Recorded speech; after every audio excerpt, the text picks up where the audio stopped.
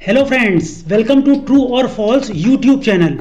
हिंदू मान्यता के अनुसार भगवान श्री कृष्ण का जन्म मथुरा में राजा कंस के कारागार में हुआ था। कृष्ण जी के पड़पोते वज्रनभ ने उनके जन्म स्थान पर एक भव्य मंदिर बनाया था। वर्तमान में यह जगह कटरा केशव देव के नाम से जानी जाती है। सन 1017 में अफगानिस्तान के सुल्तान महमूद गजनी ने जब भारत पर हमला किया था तो उसने इस मंदिर को तोड़ दिया और जला दिया।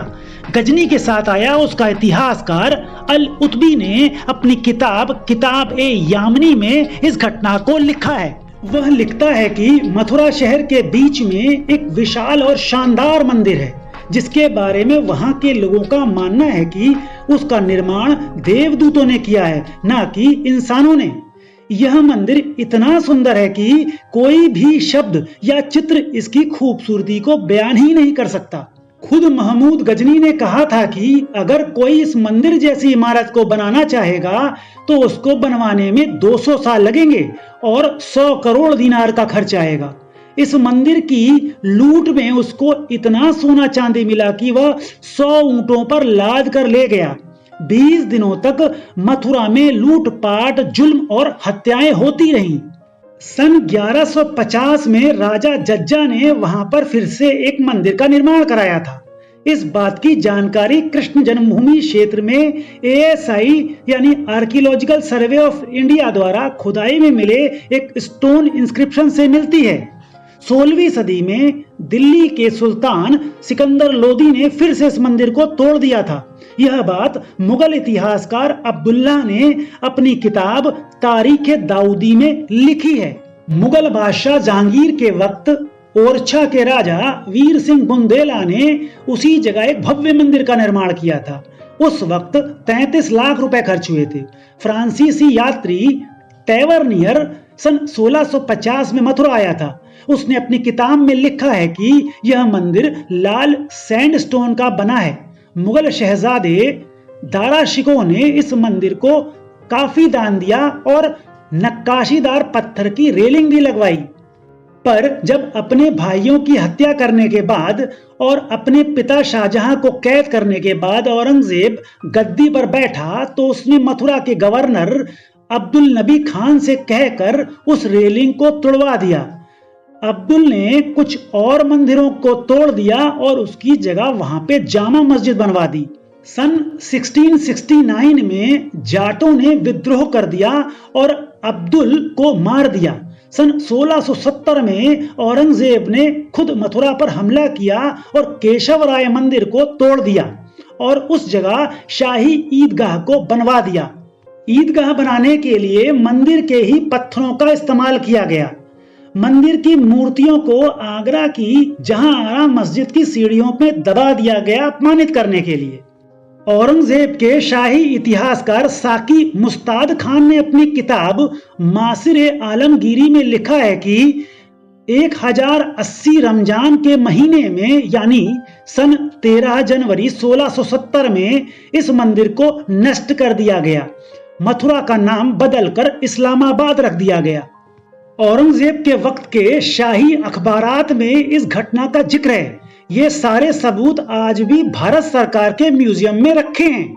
सन 1804 में मथुरा पर ब्रिटेन की ईस्ट इंडिया कंपनी ने कब्जा कर लिया। मंदिर क्षेत्र की सारी जमीन को सरकारी संपत्ति घोषित करके नीलाम कर दिया गया। इस 13.37 एकड़ जमीन को बनारस के अमीर व्यापारी राजा पाटनीमल ने खरीद लिया। वह इस पर मंदिर बनवाना चाहते थे पर मुस्लिम पक्ष ने मुकदमा कर दिया। सन 1935 में इलाहाबाद हाई कोर्ट ने पाटनीमल परिवार के पक्ष में फैसला दिया। 1944 में फेमस शिक्षाविद और राजनेता पंडित मदन मोहन मालवीय ने उद्योगपति जुगल किशोर बिरला की मदद से यह जमीन पाटनीमल परिवार से खरीद ली और मंदिर बनवाने के लिए 1951 में एक ट्रस्ट बनाया, श्री कृष्ण जन्मभूमि ट्रस्ट। इसी दौरान तत्कालीन कांग्रेस पार्टी ने जो पावर में थी ने एक खतरनाक साजिश रची। एक नए फर्जी ट्रस्ट श्री कृष्ण जन्म स्थान सेवा संघ को बनाया गया। इस ट्रस्ट ने झूठे कागजातों से अपने को असली ट्रस्ट दिखाया और मुस्लिम पक्ष से एक फर्जी समझौता कर लिया, जिसके तहत ईदगाह वाली जगह मुसलमानों को मेंटेनेंस के लिए दे दी गई।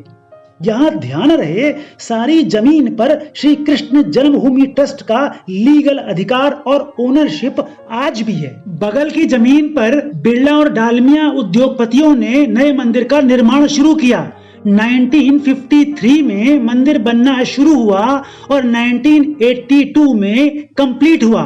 इस सारे विश्लेषण एनालिसिस से साफ है कि नया केशव देव मंदिर यानी श्री कृष्ण जन्म स्थान उस जगह पर नहीं बना जिस जगह भगवान श्री कृष्ण का मूल जन्म स्थान है।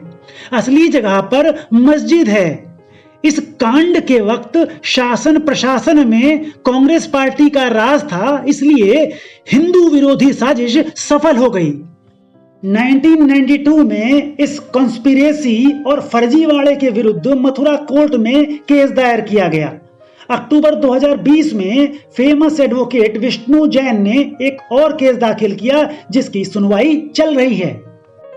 सुप्रीम कोर्ट के वकील महक माहेश्वरी ने इलाहाबाद हाईकोर्ट में एक याचिका दाखिल की है, जिसमें कहा गया है शाही मस्जिद जहां आज मौजूद है वही जगह कारागार है जहां भगवान श्री कृष्ण का जन्म हुआ था। महक माहेश्वरी ने अपनी याचिका में 4 बड़ी मांग की है। पहली, शाही ईदगाह मस्जिद की जमीन हिंदुओं को दी जाए।